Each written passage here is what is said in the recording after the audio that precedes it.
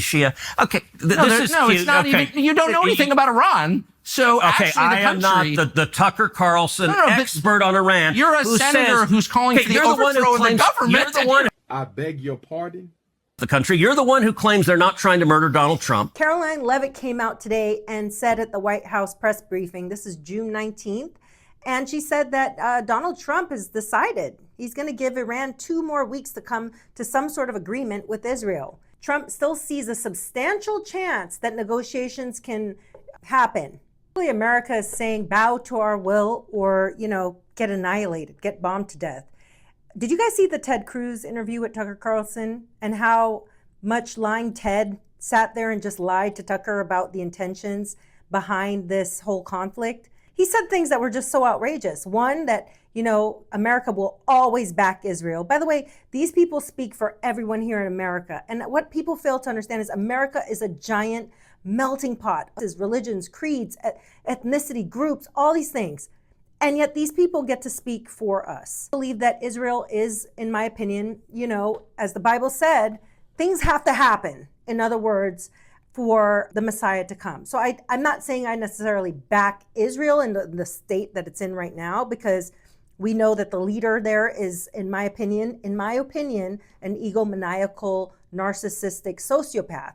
But it just means that these people are making decisions for everyone. America is always and will always be the policeman of the world. And I think people need to face that. I had a guy say, it seemed like you were so pro-Palestinian and all this and you've changed. No, honey, I've never changed my stance. I've always been an independent. I've always voted where I felt like at least we're in the hands of somebody that's going to make us stronger.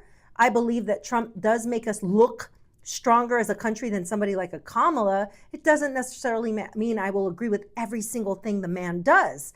It's foolish to think you're going to agree with everything a president does. But we'll say giving them 2 more weeks, right? It's just, after watching the lying Ted on Tucker Carlson, literally Carlson saying, if you're saying, and this was in the video, that Trump's life, the Iranians wanted to assassinate Trump. I mean, this was the huge news. You're letting them walk around and you're not going to do anything about it? We should be going straight to war with them. Like, we should annihilate them. And I'm thinking, what is Tucker even saying? Iran is trying to murder Donald Trump and has hired hitmen. Do I know the name of the hitmen? No, I'm sorry. And I don't think we do either, because we would apprehend them if we knew their names. Then why don't you take it seriously enough to support killing the Ayatollah in response to protect our president? I think Tucker sometimes he says things that are so ridiculous just to see how these senators and these congressmen will respond. And just remember, anything Donald Trump says when it comes to the military or any kind of plans, just take it with a grain of salt, because he could say things like, I don't know, I don't want to go into war.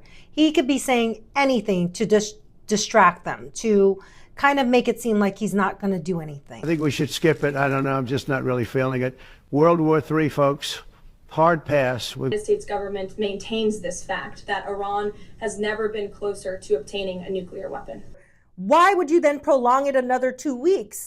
That's like saying to your kids, oh, you guys are making a mess in the bedroom and you're blowing up stuff and I'll give you another hour. It does not make sense. But I will say, anything to ease this conflict, to stop the bombardment of bombs dropping on innocent civilians and babies, I'm always for. Christians out there do kind of want to see World War III go off in some capacity, because they're like, it brings us closer to the end. And let me tell you, Americans are tired, okay? People are so tired and fed up. There's people out there right now going, okay, but when do we stop paying bills? Like, when that happens is when I will believe we're in World War III. I believe we definitely are on the brink of something crazy. But I think more than likely it'll be EMP attacks on our energy grid, like that will be devastating to regular people. The rich never suffer in any of this. And the people that are poor always pay for it. Americans are tired. They're tired of it. I see so many people get on these apps and are like, Iran, what do we do to you? Us black folks have nothing to do with this.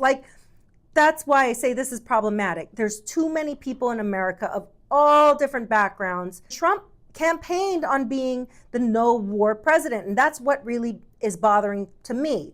He's not pushed through any bills. And I think people have not even pushed for that. Like, you see all this distraction, no term limits, no bills, nothing going through. Mike Johnson has been just sitting there with nothing, twiddling his thumb.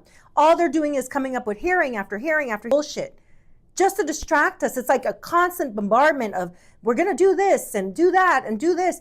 And nobody's focusing on what is the real thing we want. We want term limits, bills to go through, not just executive orders. We want actual things that are measurable at the end of your term, Trump. We're sick and tired of you making these promises and not fulfilling them. You had the first term to do it, you failed. I saw all the videos of Ann Coulter going off on you, saying it basically failed. Trump is the most disloyal person I've ever seen. No, in fact, he doesn't give interviews to Breitbart, the website that supported him when Fox News was bashing him night after night after night. He does not give interviews to Daily Caller. He has absolutely no loyalty to anyone but himself. And if you happen to be a TV talk host who's going to stick your nose up his butt every night, yes, he'll pat you on the head and give you, why are you talking to Lester Holt? All he wants is for the mainstream media to love him. And you have people that are in your own camp that you guys are calling isolationists now, because they're saying, we're going to separate ourselves from this because we don't want this. In fact, even poor little Tucker Carlson was called all kinds of names, anti-Semite, all kinds of things, just for asking a freaking question about campaign and lobbying and basic stuff that most people don't understand how Washington works. What's going on here? Tucker, you took offense to the word isolationist, and I genuinely don't mean it as a pejorative. I disagree with it. It's bizarre to me. I wish people would understand it is a complex thing. Our government is controlled by powerful entities that we do not have any control of. I can't stress that enough. So to the viewers in my video that are like, oh, you're jumping off this train. I never jumped off of any train. I'm pro-humanity. I'm pro-children not being bombed. Always be pro on the side of humanity. Understand the world we live in. I just wish people would wake up and realize we're not changing anything unless we have one thing, and it starts with the letter R. I'm literally calling for something that's from the movie Star Wars, right? We'd have to create that. We'd have to be the rebels. And there's not enough of us. People are still dancing on TikTok and following trends or going on vacation. There's people still traveling around the world, enjoying their life. I saw Caitlyn Jenner coming back from Israel. Like, why is she coming back from Israel? What the hell was she even in Israel right now when they're in a heightened state of emergency? Everything is it's chaos on purpose. You guys tell me what you think.